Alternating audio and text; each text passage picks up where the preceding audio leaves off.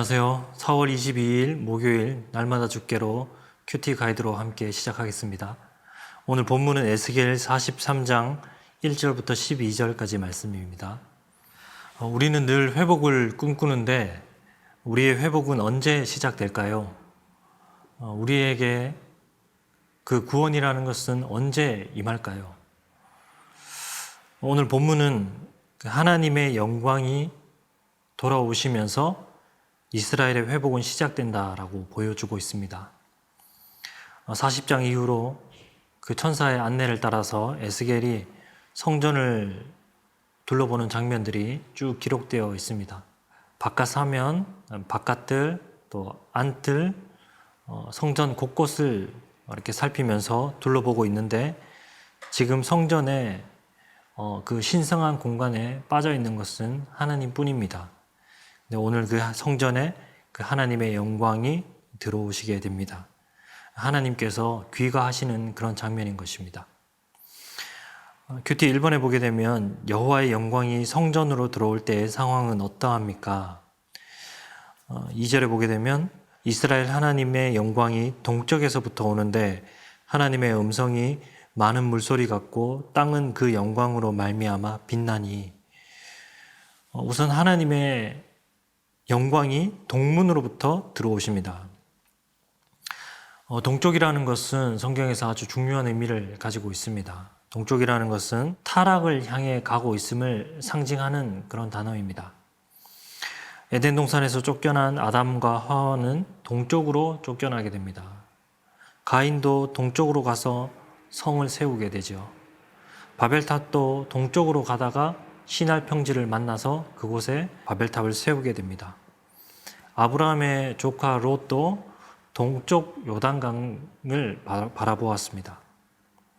성경에서 서쪽에서 동쪽으로 간다라는 것은 어떤 그 방향성이 타락을 향해 가고 있다라는 것을 암시합니다. 즉 하나님의 뜻을 향해 있지 않다라는 것입니다. 반대로 동쪽에서 서쪽으로, 동쪽으로부터 무언가 나온다라는 것은 구원을 뜻하는 것이기도 합니다. 타락한 이스라엘을 구원하시기 위해서 하나님의 그 불의 선지자 엘리사를 보내셨는데요.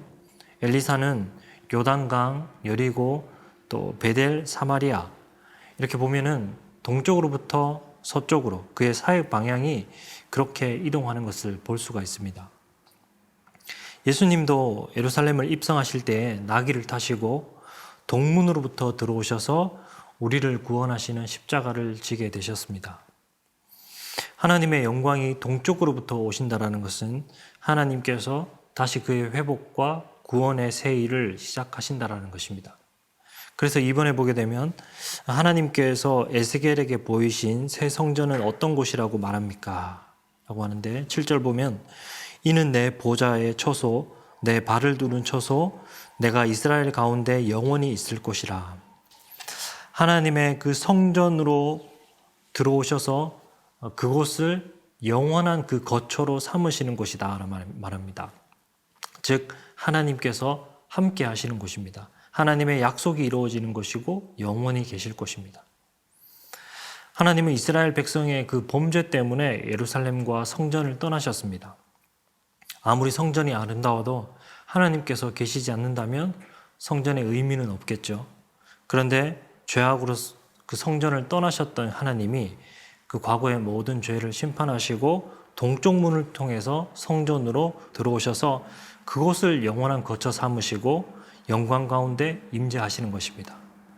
그래서 7절 계속 보게 되면 이스라엘 족속 곧 그들과 그들의 왕들이 음행하며 그 죽은 왕들의 시체로 다시는 내 거룩한 이름을 더럽히지 아니하리라.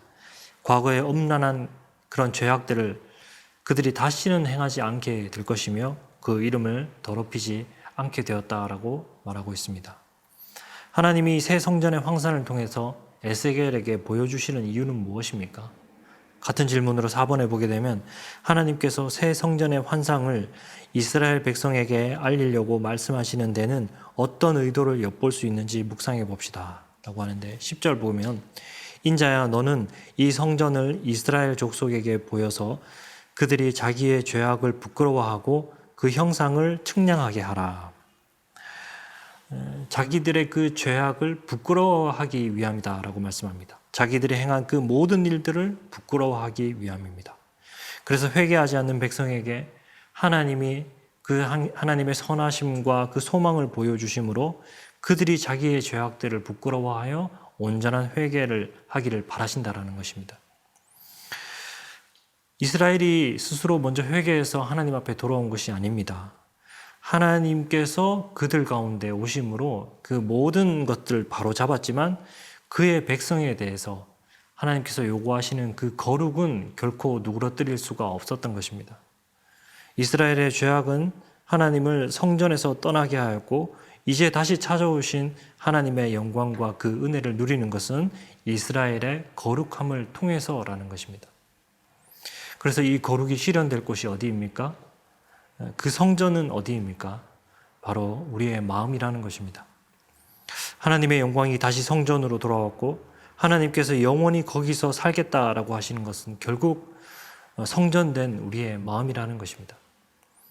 그리스도를 통해서 우리의 마음에 찾아오셔서 하나님의 영광과 임재가 있는 그런 삶으로 인도해 주십니다. 하나님의 뜻을 구하며 우리의 마음을 정결한 그런 주의 신부로 드릴 때 성전에 가득한 그런 구름처럼 우리에게 충만한 삶을 살게 하실 줄 믿습니다. 오늘도 그러한 삶이 되시기를 소원합니다.